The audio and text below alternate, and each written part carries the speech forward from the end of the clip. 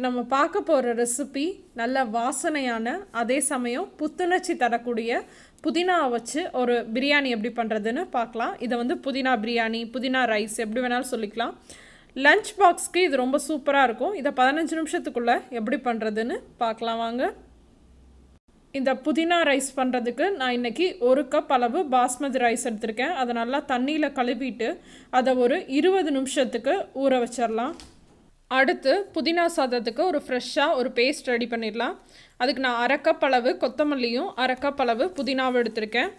3 பல் பூண்டு, 3 பச்சை மிளகா, ஒரு 2 இன்ச் அளவு இஞ்சி, அப்புறம் ஒரு அரை எலுமிச்சம்பழத்தோட சாறு, இதெல்லாம் சேர்த்து நம்ம மிக்சி ஜாரில் சேர்த்து அரைச்சி எடுத்துடலாம். அதுக்கு முன்னாடி புதினாவும் கொத்தமல்லியும் உங்கள் அளவுக்கு தகுந்த மாதிரி நீங்கள் மாற்றிக்கலாம். உங்களுக்கு புதினா அதிகமாக வேணும்னு நினச்சிங்கன்னா 1 கப் புதினாவும் 1/2 கப் கொத்தமல்லியும் கூட எடுத்துக்கலாம். இல்லைன்னா 2 சரிசமமாக எடுத்துக்கலாம். இப்போ இது எல்லாத்தையுமே மிக்சி ஜாரில் சேர்த்ததுக்கப்புறமா இது கூட ஒரு 2 சின்ன வெங்காயத்தை சேர்த்துக்கலாம். உங்களுக்கு சின்ன வெங்காயம் அவைலபிலிட்டி இல்லைன்னா பெரிய வெங்காயத்தில் ஒரு சின்ன துண்டு மட்டும் சேர்த்துக்கோங்க. சேர்த்துட்டு இதை நல்லா பேஸ்ட் மாதிரி அரைச்சி எடுத்துடலாம். தண்ணி எதுவும் சேர்க்க தேவையில்லை. இப்போ புதினா ரைஸ்க்கு பேஸ்ட் ரெடி ஆயிடுச்சு. அடுத்து நம்ம ஒரு ப்ரெஷர் குக்கரில் 1 டேபிள் ஸ்பூன் எண்ணெயும் 1 டேபிள் ஸ்பூன் நெய்யையும் சூடு பண்ணிக்கலாம்.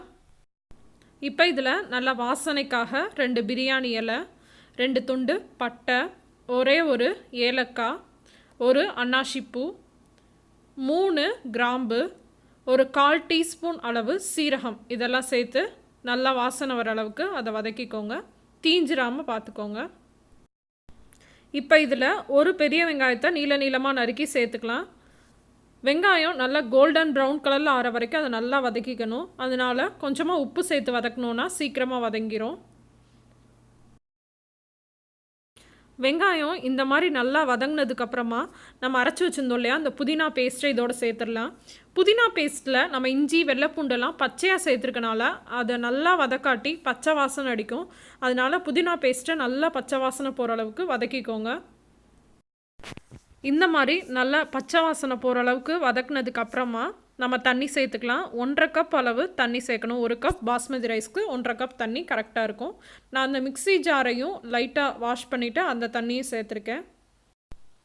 இந்த மாதிரி தண்ணி நல்லா கொதித்ததுக்கப்புறமா நம்ம ஊற வச்சுருந்தோம் இல்லையா, அந்த பாஸ்மதி ரைஸை இதில் சேர்த்துடலாம். சேர்த்துட்டு டேஸ்ட் பண்ணி பார்த்துட்டு உப்பு வேணும்னா சேர்த்துக்கோங்க.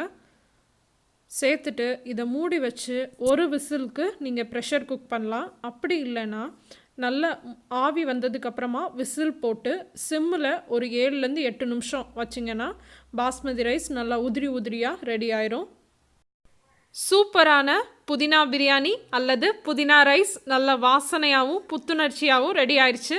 இந்த ரெசிப்பியை உருளைக்கிழங்கு வறுவல், காலிஃப்ளவர் வறுவல் இது கூடலாம் சர்வ் பண்ணலாம். ரொம்ப டேஸ்ட்டாக இருக்கும். இதோட டேஸ்ட் வந்து பிரியாணி மாதிரியே இருக்குங்க. அவ்வளோ டேஸ்டியான இந்த புதினா ரைஸை கண்டிப்பாக வீட்டில் ட்ரை பண்ணி பார்த்துட்டு உங்கள் கமெண்ட்ஸ் அண்ட் ஃபீட்பேக்ஸை மறக்காமல் என் கூட ஷேர் பண்ணிக்கோங்க. இந்த ரெசிபி உங்களுக்கு பிடிச்சிருந்துச்சுன்னா லைக் பட்டனை ப்ரெஸ் பண்ணுங்கள். இன்னும் நிறைய ரெசிபிஸ் தமிழில் பார்க்க தியோனிலா பிரதீப் கிச்சனை மறக்காமல் சப்ஸ்கிரைப் பண்ணுங்கள். இன்னொரு இன்ட்ரெஸ்டிங்கான ரெசிபியோட உங்கள் எல்லாரையும் சந்திக்கிறேன். அதுவரை உங்களிடமிருந்து விடைபெறுவது உங்கள் தியோனிலா பிரதீப். தேங்க்யூ.